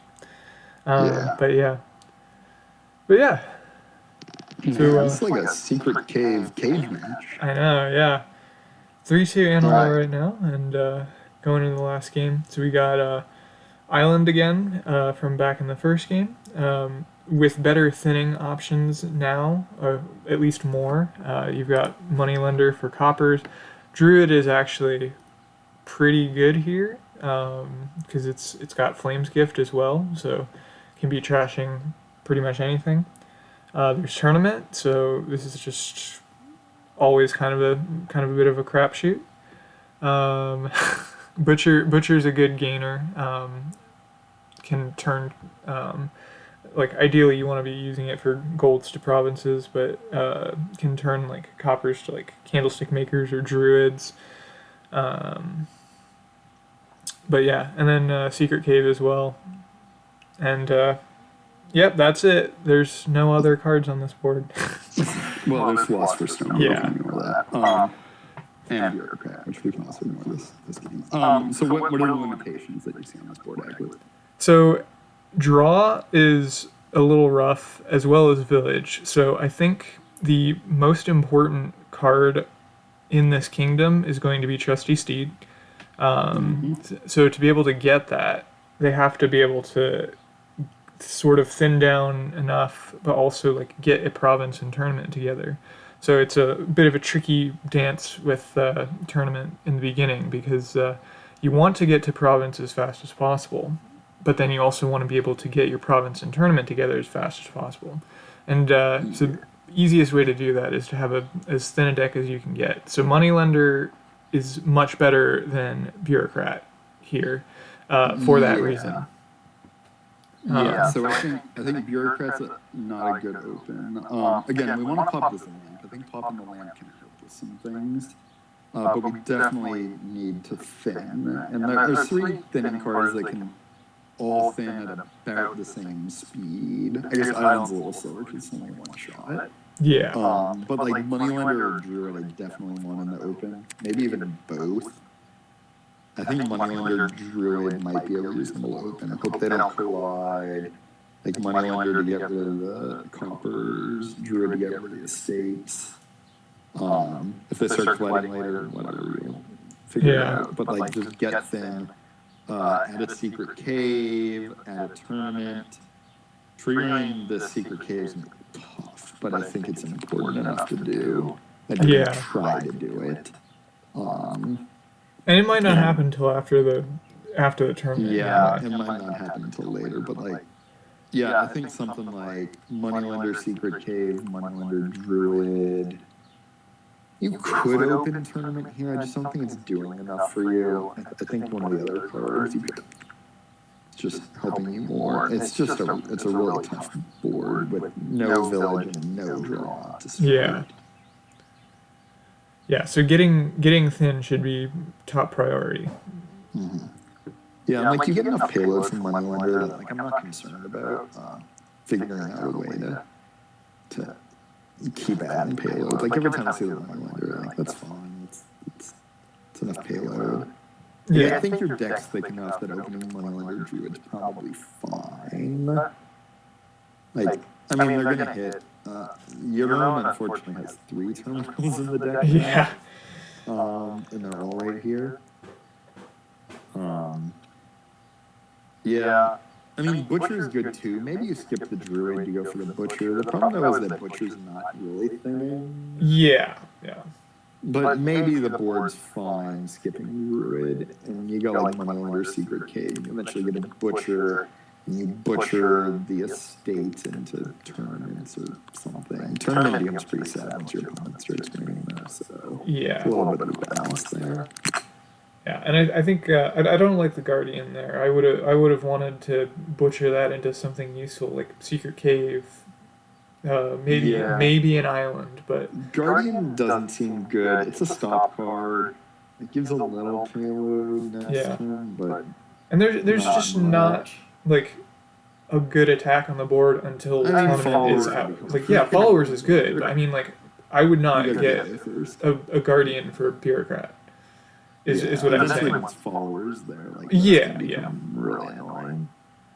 Yeah, but and then when followers has been gotten is when you would get a Guardian, not like well before.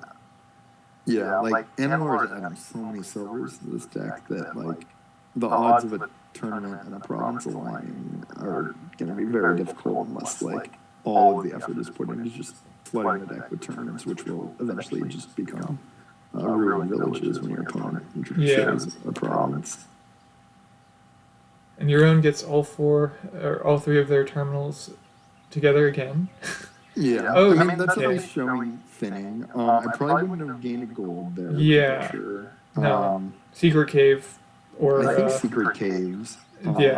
Secret Caves. Secret Caves better, I think, because Secret Caves can help you spike the 8 that you need for the province. Right, So that's something I would be thinking about here. It also helps you pop the lamp, which seems difficult, but it might be doable before you get to Trusty Steam Followers.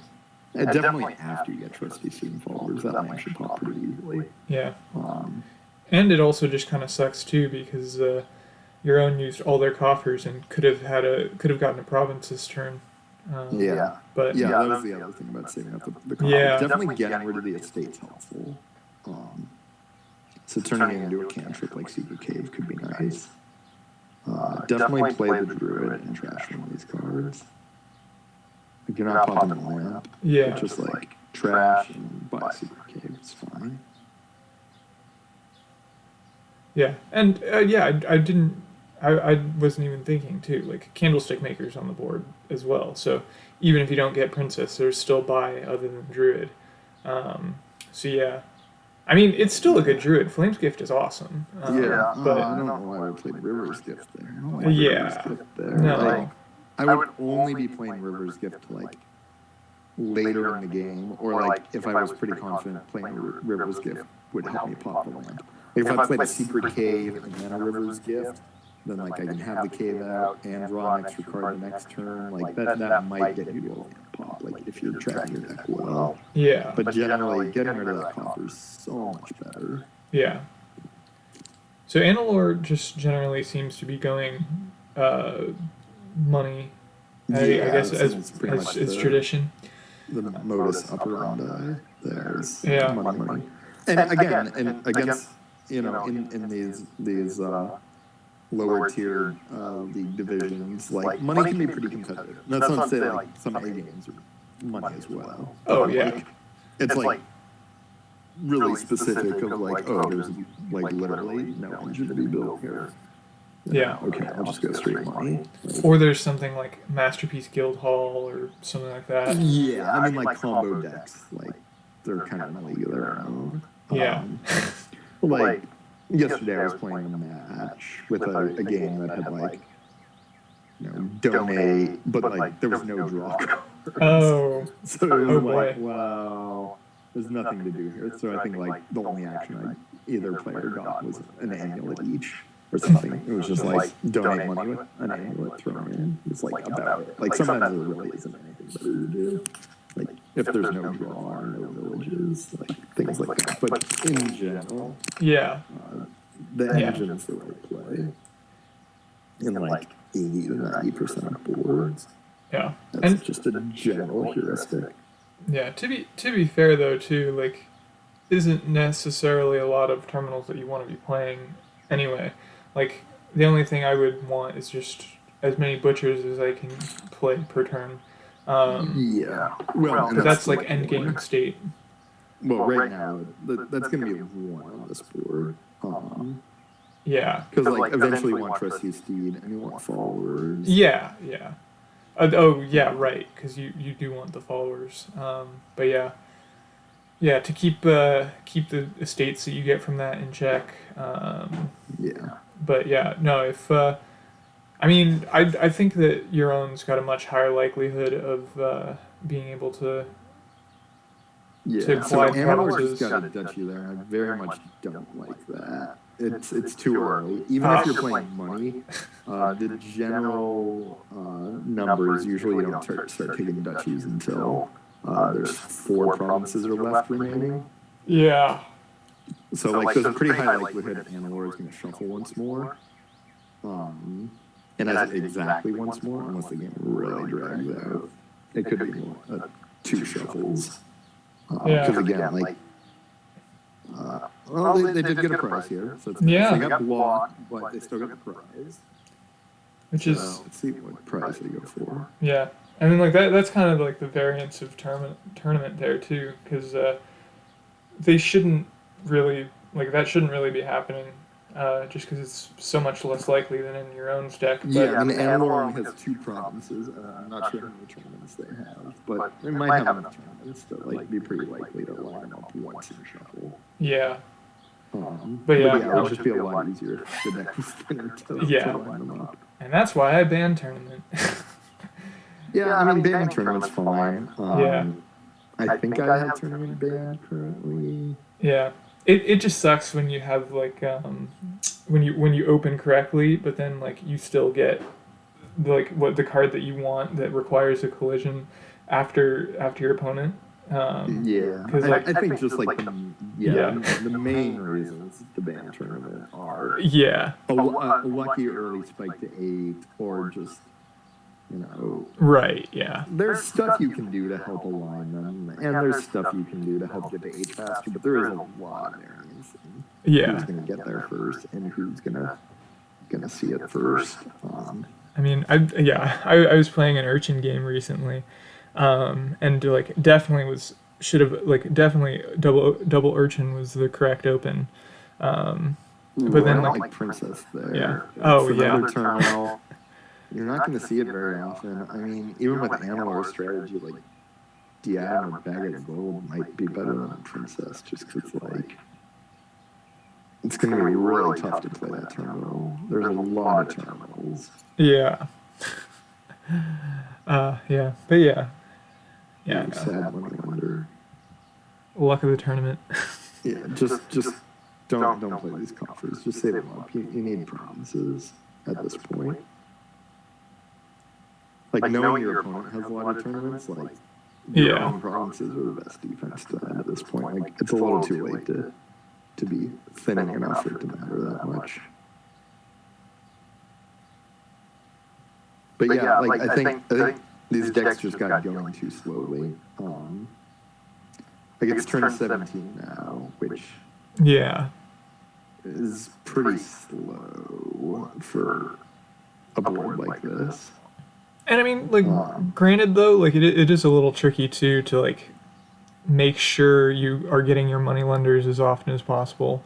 Or like Druid, if you went that route for Flame's Gift, maybe they both got Butcher a bit too early. Yeah, I mean, I think Butcher's fine early. Like, worst case, it collides with Moneylender, and then like maybe Butcher to Moneylender or something. Yeah. Yeah, there's just not enough cards in the trash. There's 4 cards and 2 estates in the trash. It's just not enough. It's just there's no drawing.